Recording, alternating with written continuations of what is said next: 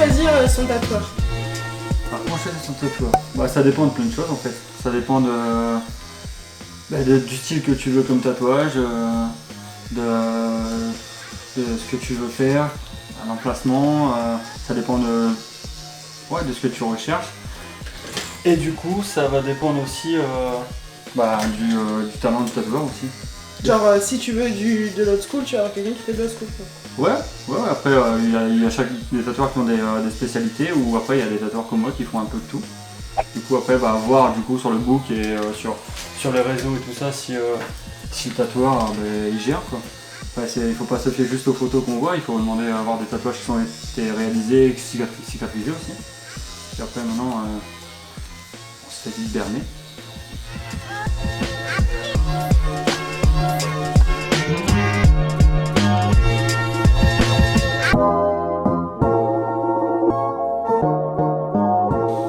Combien coûte un tatouage?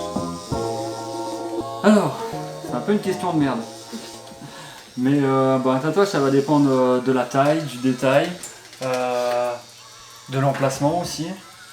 Ça dépend de plein de facteurs en fait. Ça dépend parce que du coup, tu peux demander à faire un tatouage, un grand tatouage, mais sans beaucoup de détails, avec du remplissage, qui va peut-être te coûter moins cher qu'un petit tatouage où il y aura beaucoup de détails et plus minutieux. Et du coup, après aussi, ça dépend du tatoueur et Du local. Du local, voilà, il y a plein de choses qui rentrent en compte et c'est pour ça qu'un tatouage,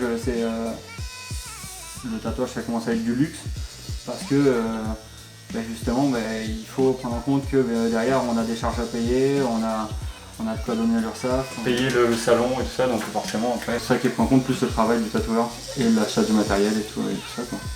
Comment sait-on que l'on est prêt pour se faire tatouer? Déjà il faut bien réfléchir pour se faire tatouer, après faut éviter de se faire tatouer on va dire avant 18 ans, tu vois, genre on n'a pas comment les mêmes maturités aussi, puis après les mêmes préférences, tu vois.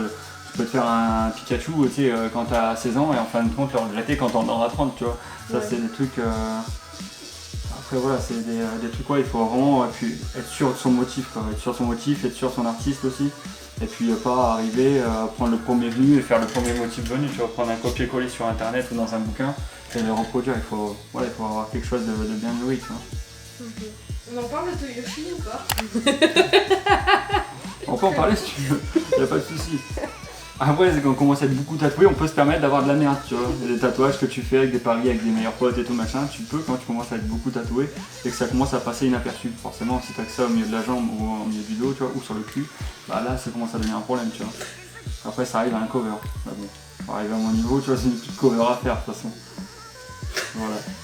Il va plus vouloir s'arrêter de parler.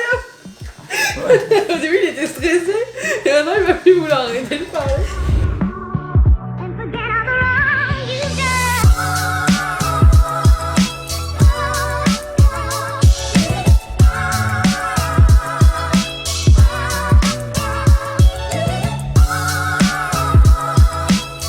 Quand on dit que la couleur, ça tient moins bien que le noir, c'est vrai. C'est vrai et faux parce que du coup, ça dépend comment ça va être piqué en fait. Ça dépend comment c'est piqué, si c'est bien piqué ça va tenir, après si c'est mal piqué forcément c'est comme le tatouage ça va se barrer.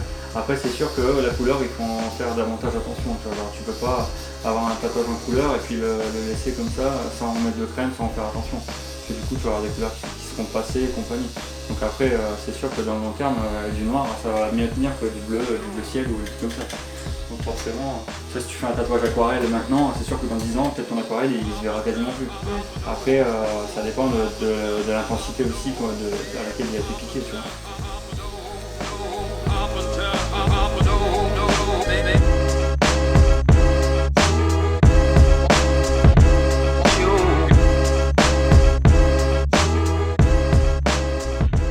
Pour toi, qu'est-ce que c'est le meilleur traitement, enfin le soin après avoir fait un tatouage?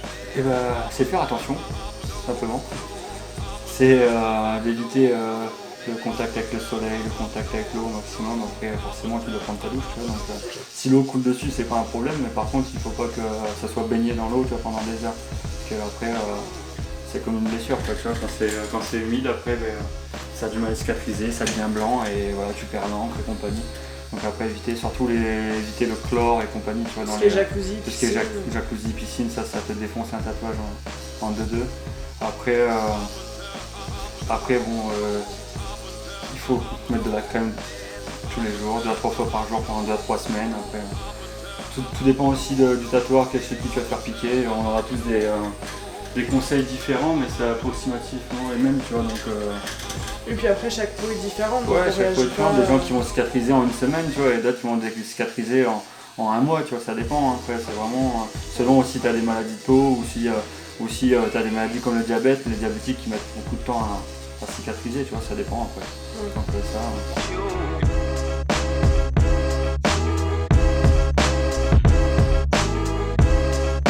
Toi, t'en penses quoi de se faire tatouer l'été?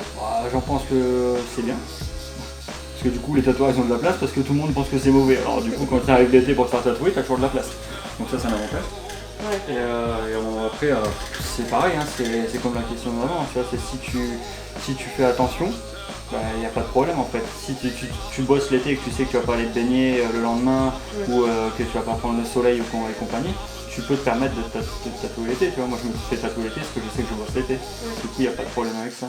Donc après c'est pas un gros problème, il faut juste faire attention et forcément pas prendre un coup de soleil ou quoi sur ton tatouage. C'est vrai que là par exemple moi je me suis fait tatouer en plein été, enfin avant c'était quand en juillet je crois. Ouais. Et bien je savais que j'allais travailler, que j'allais pas sortir et j'ai attendu parce qu'il faut attendre au moins 3 semaines, c'est ça?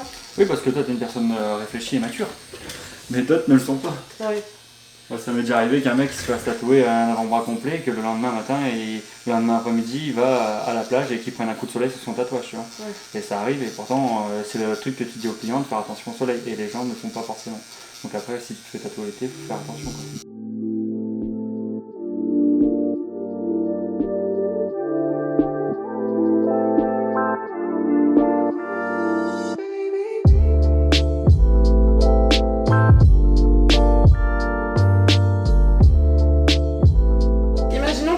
Qui vient de voir, elle sait pas exactement ce qu'elle veut faire, elle a juste des brides d'idées, des grandes lignes.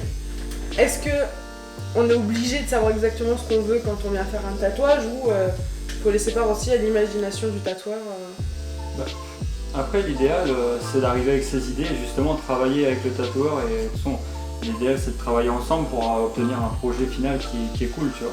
Après si tu arrives et que tu es borné sur quelque chose et que le tatoueur ne peut pas apporter sa patte, ça va être un peu compliqué pour lui parce que du coup il va devoir rester dans des cases et du coup il va se restreindre, tu vois. Alors que si tu arrives et que tu as des idées et que lui il te donne les siennes aussi et vous mettez tout ça ensemble, il y a moyen que ça fasse un beau projet, tu vois. Vaut mieux arriver limite, pas avec de pas avoir d'idées, mais vaut mieux arriver avec que des idées en tête et pas dire au tatoueur je veux ça, tu vois. C'est vraiment, il faut laisser aussi le tatoueur faire son métier aussi, tu vois. Donc c'est pas grave si la personne elle vient de voir et elle sait ce qu'elle veut en large mais en détail. Ça te laisse plus de choix pour... et puis après ça laisse la possibilité de travailler aussi avec, tu vois. Ouais. Et c'est là, tu vois aussi si tu as mon feeling aussi avec le tatoueur, parce que du coup, tu arrives, tu donnes tes idées, et puis vous discutez ensemble, et si ça passe, ça passe bien, tu vois. Après, forcément, c'est pas toujours le cas, tu vois. Et c'est à ce moment-là que, avant de te faire tatouer, que tu dois t'en apercevoir, tu vois. C'est quand on te présente un dessin, tu vois. Si le mec il te présente un dessin qui n'est pas du tout dans tes attentes, c'est à ce moment-là que tu dois dire, non, ça ne me correspond pas, et soit tu te casses, ou soit tu le fais recommencer. Mais sinon, c'est tout à fait possible de venir chez un tatoueur sans avoir de dessin fini ou tu vois. Ouais. Tu peux arriver juste avec des idées, mais même si elles sont un peu floues, normalement, si le mec est bon, oui. S'il a un peu d'imagination, il va trouver. C'est là où il va t'aider, tu vois.